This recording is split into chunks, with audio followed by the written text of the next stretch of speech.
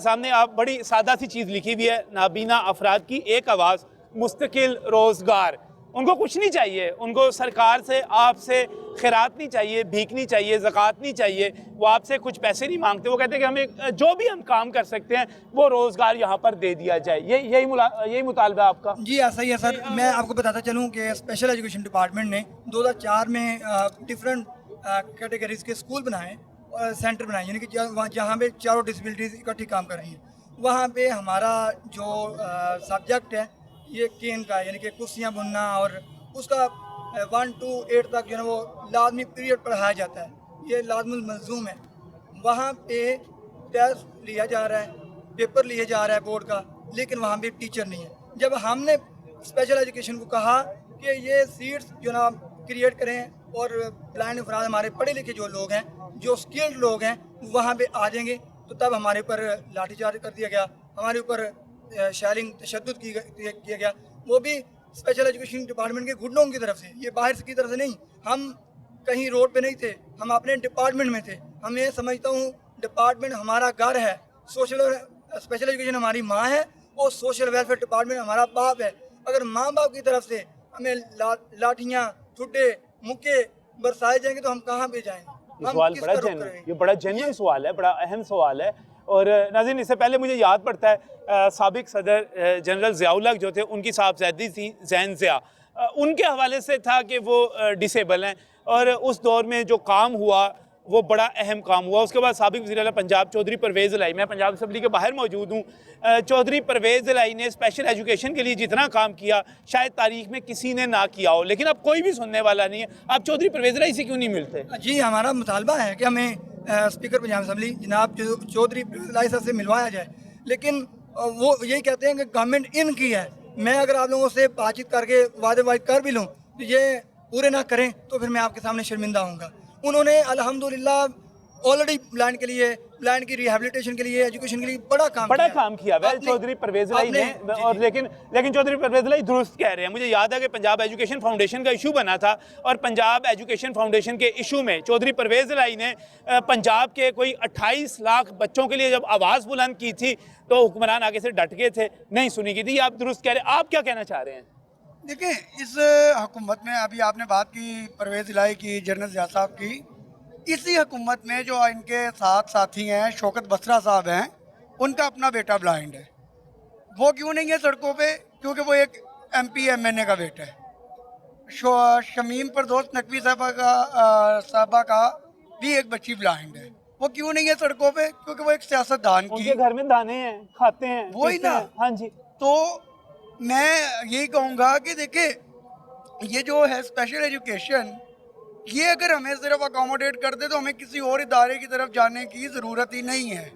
Blind केन worker की सीटें खाली हैं 1 साल से, उस पर वो है भी ब्लाइंड की, वो कोई आम बंदा ले भी नहीं सकता, सही, उस पर भी वो ये भर्तियाँ नहीं कर रहे। मैं एक और बात ये भी कहूँगा कि अपोजिशन हर मामले में आगे आगे होती है। हुकूमत का कोई वीक पॉइंट मिले फ़ौरन अपोजिशन आती है। आज अपोजिशन का है, पीपल पार्टी में कमरुज़्ज़मान कायरा साहब का भतीजा नबीन है, इनके अपने घरों में ब्लाइंड हैं, लेकिन उसके बावजूद भाईजान उनके घरों में दाने हैं, वो खाते पीते लोग हैं। ये शौकत बसरा साहब, जब इनके बेटे के इलाज का मसला बना था, पंजाब असम्बली में इन पर तनकीद हुई थी और कहा गया था आपने सरकार से पैसे लेके इलाज करवाया, हमने बड़ी मेहरबानी किया। आज शौकत बसरा साहब को आपके साथ होना चाहिए था, मैं आपसे इत्तफाक करता हूँ। और यहाँ पर अपोजिशन को सियासत की बात नहीं है, कुछ इंसानी हमदर्दी की बुनियाद भी होती है। आप कहाँ से आए हुए हैं? सर मैं शेखपुरा से आया हूँ। अच्छा, क्या कहना चाहेंगे आप, क्या पैगाम देना चाहेंगे इमरान खान साहब को? सर इमरान साहब को मैं यही कहना चाहूँगा कि हम लोग, अगर हमारे पास कुछ खाने के लिए होता तो हम यहाँ पर जलील ना होते। अगर अपना हक लेने के लिए इमरान खान साहब धरनों पर आ सकते थे तो हम भी आए हैं धरनों पर, इंशाल्लाह ताला अपना हक लेकर जाएंगे। हम कोई किसी का सदका या खैरात लेने के लिए नहीं आए, अपना हक लेने के लिए आए हैं। हम भी पाकिस्तानी शहरियत के हकदार हैं, पाकिस्तान में रहते हैं, अल्हम्दुलिल्लाह पाकिस्तान पर जान भी कुर्बान करते हैं, तो हम भी अपना हक लेकर जाएंगे और सब कुछ कर सकते हैं। हम अगर सड़कें बंद कर सकते हैं, रोड ब्लॉक कर सकते हैं और काम भी सब कुछ कर सकते हैं। बिल्कुल जी, अगर सड़कें ब्लॉक कर सकते हैं तो सब कुछ। आप अस्सलाम वालेकुम जी, आप कुछ कहना चाह रहे हैं? अस्सलाम वालेकुम। ਅਸੀਂ ਸਿਆਲਕੋਟੋਂ ਆਏ ਆ अच्छा, ਤੇ ਅਹਿਮਦ ਰਜ਼ਾ ਮੇਰਾ ਨਾਮ ਹੈ। 3 ਭਾਈ ਆ ਅਸੀਂ, ਤਿੰਨੇ ਅੱਖਾਂ ਤੋਂ ਪੀਂਦੇ ਆ ਤੇ ਅਸੀਂ 5-6 ਸਾਲ ਹੋ ਚੱਲੇ ਨੇ ਦਰਖਾਸਤਾਂ ਦਿੰਦੇ ਆ, ਐਪਲੀਕੇਸ਼ਨ ਕਰਾਉਂਦੇ ਆ ਤੇ ਸਾਡੀ ਕੋਈ ਨਹੀਂ ਸੁਣਿਆ ਕਰਦਾ। ਵਜ਼ੀਰ ਆਜ਼ਮ ਇਮਰਾਨ ਖਾਨ ਅੱਗੇ ਅਪੀਲ ਹੈ ਕਿ ਸਾਨੂੰ ਕੋਈ ਜੀਆਂ ਜੋਬ ਕੋਈ ਸਾਡਾ ਕੋਈ ਵਜ਼ੀਫਾ ਜਾਂ ਸਾਡਾ ਕੁਛ ਨਾ ਕੁਛ किया जाए। हमें कोई ना कोई जॉब, कोई रोजगार, कोई चीज़, कोई रोजगार सानू मिले कि साडा कोई निज़ाम चल सके। ਅਸੀਂ ਤਿੰਨ ਭਾਈ ਹਾਂ, ਤਿੰਨਾਂ ਨੂੰ ਸਾਨੂੰ ਨਜ਼ਰ ਨਹੀਂ ਆਉਂਦਾ। ਇੱਕ ਅੱਧਾ ਹੁੰਦਾ ਤੇ ਸਾਡਾ ਕੋਈ ਕਾਰੋਬਾਰ ਚਲਾ ਸਕਦਾ, तो ਅਸੀਂ ਕੋਈ ਵੀ ਨਹੀਂ ਕਰ ਸਕਦੇ ਕੁਝ भी। बड़ा बड़ा इशू है, बड़ा इशू है पूरे घर में। तीनों भाई जो है ना, अभी आप कहाँ से आए हैं? मैं फैसलाबाद से आया हूँ और मेरी क्वालिफिकेशन BA है और अभी MA उर्दू साथ साथ कर रहा हूँ। और हम यही चाहते हैं कि रियासत मदीना के जो दावा करते हैं या तो वो हमें रोज़गार दे दें या फिर साना है मॉडल 2 हमारे साथ कर दें। हम उस चीज़ के लिए तैयार हैं, क्योंकि हमारे भी बूढ़े माँ बाप हैं, उन्होंने हमें पाल पोस के बड़ा किया है। हमारा हक है कि हम उनको भी आगे उनकी भी खिदमत कर सकें। अगर हमारे पास रोज़गार ही नहीं होगा, कमाने का कोई ज़राए नहीं होंगे, तो हम अपने माँ बाप को कहाँ से पालेंगे। आप कह रहे हैं कि रोज़गार दे दें या हमें गोलियाँ मार दें, हमारे साथ हमें मार दें जी। इस हद तक लाचारी और मजबूरी हो चुकी हुई है। देखें, जब एक घर में आपके घर में ही अगर कोई चीज़ ख़त्म हो जाती है तो उसके लिए मजबूरन हम किसी न किसी से उधार मांग लेते हैं, लेकिन उधार मांग के भी एक लिमिट ख़त्म हो जाती है। अगर हम अपनी लिमिट को भी क्रॉस कर जाएं, उसके बाद फिर एक ही हल बच जाता है, ख़ुदकुशी।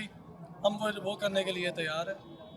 ये बड़ा नाज़रीन बड़ी एक अफसोसनाक सी सूरत हाल है। यहाँ पर आप पीछे मेरे खड़े हुए हैं, आप बात करना चाह रहे हैं, आप आगे आइएगा थोड़ा सा। जी अस्सलाम वालेकुम। वालेकुम सलाम जी। मैं मीडिया के तवस्सुत से जनाब उस्मान बुज़दार साहब और दीगर हुकाम से ये अपील करता हूँ कि मैं DG खान का हूँ, आप ही के ज़िला का हूँ और मेरी तालीम MA है। पिछले साल वो माज़ूर अफराद के लिए वैकेंसियाँ आई, जब मैंने अप्लाई किया और फिर जब इंटरव्यू देने गया तो उन्होंने कहा भाई जो नाबीना है वो रिजेक्ट है, नाबीना को हम नहीं देते। नाबीना किधर जाए? हम MPAs के अब मकामी चक्कर लगा लगा के थक गए।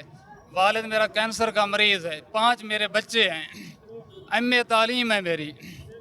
आखिर मैं किधर जाऊँ? गवर्नमेंट ये बताए तो सही, पढ़े लिखे आदमी किधर जाएँ, क्या करें? ख़ुदकुशी, घर में फाके हैं, ख़ुदकुशी पर मजबूर हो जाते हैं भाई, बच्चे हैं छोटे छोटे। तो इसलिए हम मजबूर हुए हैं धरने पर। मुझे दोस्तों ने कहा ऐसे बात नहीं सुनते, जहाँ भी अप्लाई किया कोई जवाब नहीं है, रिजेक्ट कर दिया। जहाँ भी अप्लाई किया मजबूर होकर इंतहाई हालात के हाथ हम इधर आए। आप कहाँ से आए हैं?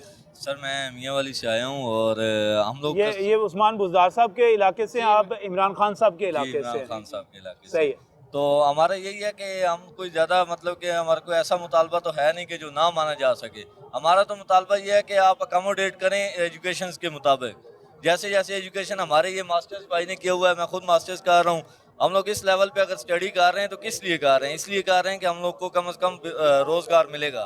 लेकिन अगर रियासत मदीना में ही हमें अगर रोज़गार नहीं मिलेगा तो फिर हम कहाँ जाएंगे? बिल्कुल सही, बिल्कुल सही। आप कहाँ से आए हुए हैं? मैं जी, मेरा नाम गुलाम अब्बास है, मैं लाहौर से हूँ। लाहौर से हैं? जी जी। तो कोई जॉब कर रहे हैं आप इस वक्त, कुछ काम कर रहे हैं? सर बात यह है कि 2019 से मैं डेली वेजेस पे हूँ। अच्छा। उसके अलावा कोई डेवलपमेंट नहीं हुई, ना ही हमारी सैलरी बढ़ी है, उसके अलावा कोई कुछ नहीं हुआ। ठीक है, बात यह है कि रियासत मदीना का सिर्फ नारा नहीं होता, उसमें काम भी करना पड़ता है। इमरान खान साहब हो या बुज़दार साहब हो, इनको पता नहीं होता कि स्पेशल पर्सन रोड पे है या क्या है। ये बस 1-2 दिन के बाद तो छोटी बहुत मीटिंग हो जाए या अपना कोई छोटा मोटा MPA या इस तरह को भेज के मामला सेटल नहीं होते। ये खुद आए यहाँ पे और इनको देखना चाहिए कि हम देखें, मैं BS उर्दू कर रहा हूँ, हम कोई अनपढ़ नहीं है, ना ही हम ये चाह रहे हैं कि आप सीट छोड़ दें, हमें उस सीट पे बिठा दें। हम चाह रहे हैं कि जो हमारे मुताबिक सीट बन रही है, जो हमारा कोटा है, आप उसके मुताबिक हमें दें। कोई भी डिपार्टमेंट हमें मानने के लिए तैयार नहीं होता। जिसके डिपार्टमेंट भी अप्लाई करे वो कहता है आप स्पेशल पर्सन हैं, आपकी सीट नहीं है। और अपना जो महकमा है स्पेशल एजुकेशन या सोशल वेलफेयर, वो भी हमें एक्सेप्ट नहीं करता, वो कहता है वैकेंसियाँ फुल हैं। तो लिहाजा गुजारिश ही है बुज़दार साहब से और इमरान खान साहब से कि आप हर चीज़ पे नोटिस तो लेते हैं, ठीक है, लेकिन बराए मेहरबानी हमें भी इधर देखें। हम भी रोडों पे आ रहे हैं, पिछले साल भी आए थे, उससे पिछले साल भी आए थे, हमारी कोई बात नहीं सुनता। अब या बुज़दार साहब को भेजें या स्पीकर पंजाब असम्बली चौधरी परवेज़ इलाही साहब को भेजें, अपने कोई ऐसा बंदा भेजें जो जो बाकी सुन बात को सके, जो बात कर सके, जी, जो जी। आगे चल के उसको इम्प्लीमेंट करवा सके। नाज़रीन, मैं यहाँ पर जब माल रोड पर मौजूद हूँ तो मेरे साथ यहाँ पर 1 2 3 4 5 6 नहीं बल्कि 100 की तादाद में यहाँ पर नाबीना अफराद मौजूद हैं। इन्होंने माल रोड ब्लॉक की हुई है। मैं आपके साथ बिल्कुल इत्तेफाक करता हूँ कि जब आप माल रोड से गुजरते होंगे, जब आप हाल रोड से गवर्नर हाउस की तरफ जा रहे होंगे तो आपको यहाँ पर माल रोड पर तकलीफ का सामना करना पड़ रहा होगा। मैं आपसे इत्तेफाक करता हूं, आपके दिल से निकलता होगा यार कहां फंस गए हैं, कितनी मुसीबत है, इन लोगों ने कितना हमें तंग किया हुआ है। लेकिन आप उनके कर्ब का अंदाज़ा लगाइए, इनके दुख का अंदाज़ा लगाइए, इनके दर्द का अंदाज़ा लगाइए कि ये रियासत मदीना के शहरी हैं।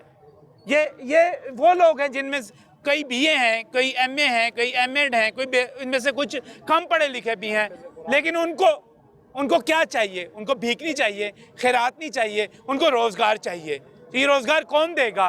कौन सुनेगा इनकी बात? और जो इन दिलों से जब आह निकलती है तो वो बहुत ऊपर तक जाती है। बहुत बरस हो गए हमें ये देखते हुए, ये तमाशा देखते हुए, ये वादे देखते हुए और ये वादों से यू टर्न लेते हुए देखते हुए बहुत हो गई। मैं तो इनके साथ मिलकर यही कह सकता हूँ कि इनको इनका हक देना चाहिए यहाँ पर। और दूसरे यहाँ पर आप जो बात करते हैं, आपका जो नारा है, क्या नारा है जी आपका? साडा हक, साडा हक, साडा हक, साडा हक, साडा हक, साडा हक, साडा हक, साडा हक, साडा हक, साडा हक, इत्थे रख। यही पैगाम है, यही पैगाम है, यही पैगाम है। अल्लाह हाफिज।